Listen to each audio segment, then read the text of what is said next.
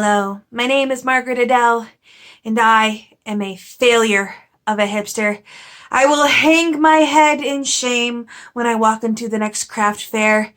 I will sip my loose leaf tea bought at the farmer's market with embarrassment because I must admit that there is a brand new niche of traditionally published YA books set in high schools that I love.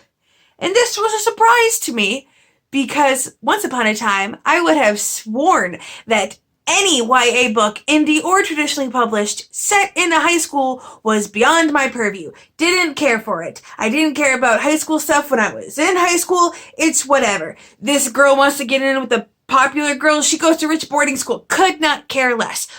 But then I had my kind of epiphany moment, and it wasn't necessarily about YA books. It was actually about traditionally published books as a whole.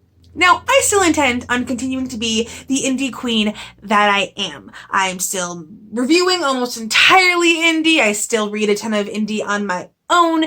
However, I did some deep thinking and I realized that one of the best ways to get diverse stories into the hands of, let's call them normies, is to promote them where they are most likely to be seen by said normies.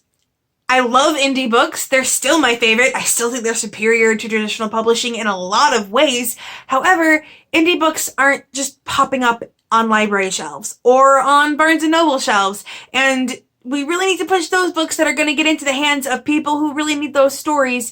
And so until indie books get more accessible, and believe me, that is a dream of mine, I needed to start reading more traditionally published books with those voices.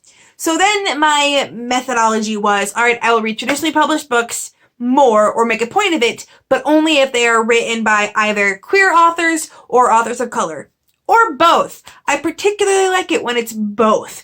But since then, I've discovered that I genuinely adore these kind of books set in high school with, queer romances or people of color or queer people of color. It's actually kind of awesome, and it was unexpected. I read Felix Ever After, The Henna Wars, The Gravity of Us. I just finished You Should See Me in a Crown. I loved I'm Not Dying With You Tonight. I don't know where this all came from. Currently, if you're wondering, as of filming this, I am reading Cemetery Boys.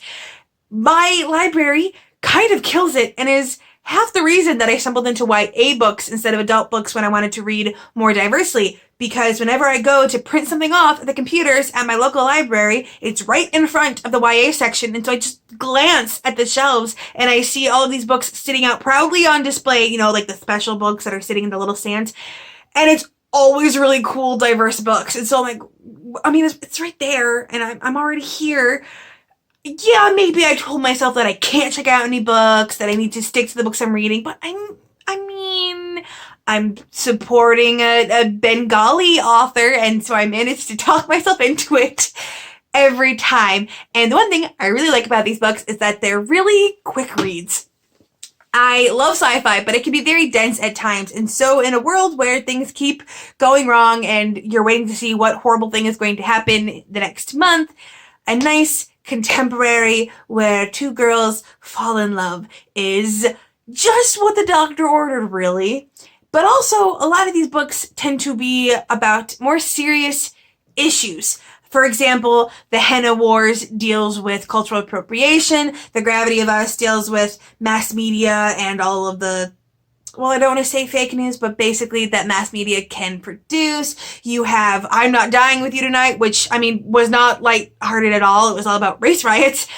And, of course, you have You Should See Me in a Crown, which was all about basically, some sexism, some traditionalism, and how we're not nearly as free of it as we thought we were.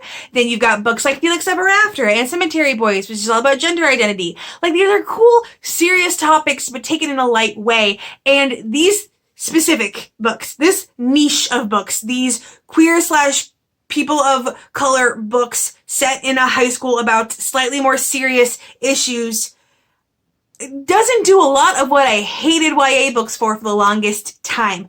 In a lot of these books, the parents are still around. I mean, not so much in I'm Not Dying With You Tonight, but that entire book takes place over like one night. So yeah, parents being gone for one night is a lot easier to stomach as a concept. But in other books like Felix Ever After or Cemetery Boys, the relationship with the parents is a part of the themes and a part of the conflict. And I loved the dynamic between parent and child in the Henna Wars or in The Gravity of Us, where the relationship with the parents is like a part of the growth and a part of the character arc. So you don't have that, oh, we're gonna nix the parents to make this 16-year-old act like a 25-year-old. Which brings me to my next point. The teenagers in these books act like teenagers, and it's awesome. These are not secret 25-year-olds shoved into 17-year-olds' bodies for the sake of marketing a book to a more larger demographic. These are actual teenagers with like teenagery problems, and it's awesome. Which I didn't think I would like, because I always thought I didn't care about those kind of high school problems, but it's different when it's someone that's different than you.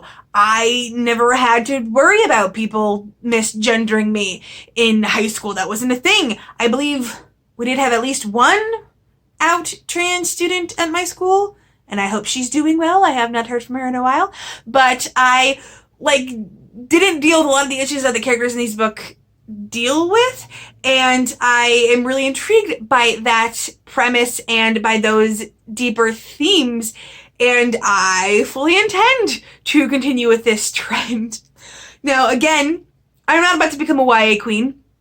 Not about to become that person that will read the newest, greatest YA fantasy. In fact, I usually prefer it when it has a more basis in reality. So, not really gonna do much with... Have we agreed that Sarah J. Maas isn't YA? I was never clear on that.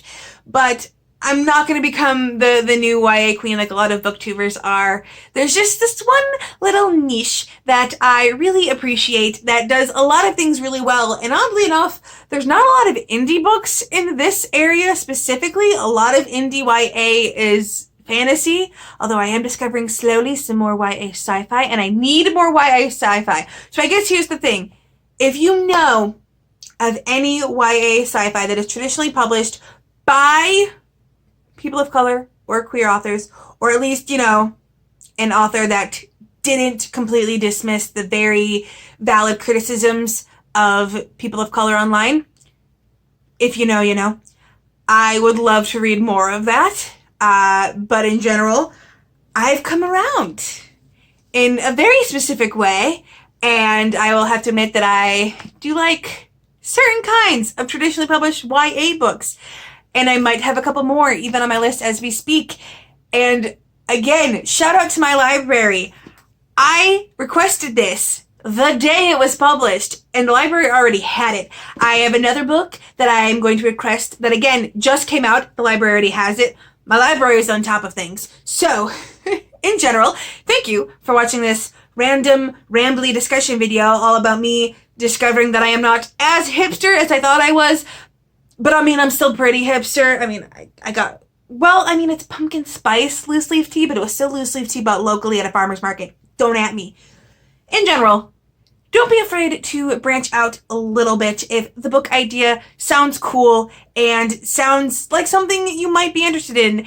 And also, queer romance are just better. And on that note, I hope you have a wonderful day and a marvelous tomorrow.